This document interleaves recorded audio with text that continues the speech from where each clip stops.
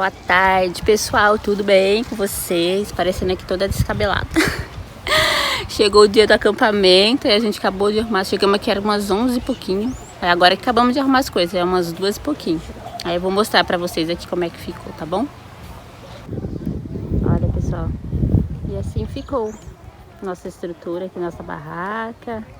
A mesinha ali, ó. Vai pôr essa coberturinha aí, né, por causa do sol, também caso chover, né? Aí aqui ainda nem fizemos nada pra comer ainda. Acabamos de montar agora, né? Churrasqueirinha ali pra fazer um churrasquinho daqui a pouco.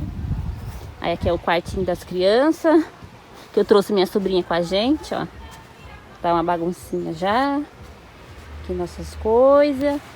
E aqui nosso quarto. Vou abrir aqui pra vocês verem. Aqui tá nosso quarto. A gente trouxe pra gente um colchonete, sabe? Mas ele é bem confortável, bem gostoso. Tá arrumadinho. Aí agora a gente vai caçar alguma coisa pra comer. A gente tá tudo com fome. Ah, mas o lugar lindo, pessoal, olha. Um monte de verde, bem gostoso. Depois eu vou fazer um tourzinho pra vocês verem. Bem gostoso mesmo. Fazendo um macarrãozinho aqui, pessoal, ó, com linguiça, que é prático, né, e rápido. E eu trouxe o tripé levinho. Vou tentar montar ele aqui pra ver se não fica balançando muito. Pra mostrar pra vocês fazendo o macarrãozinho.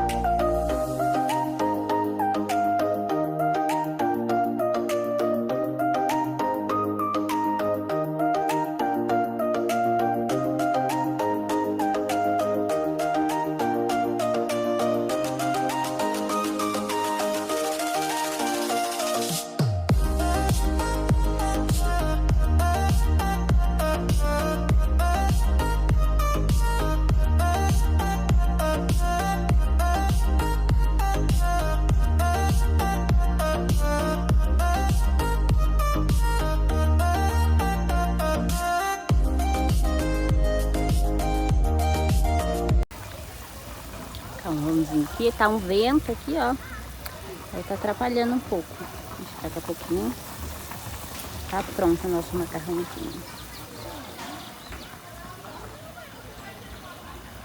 Macarrãozinho ficou pronto aqui, pessoal, ó.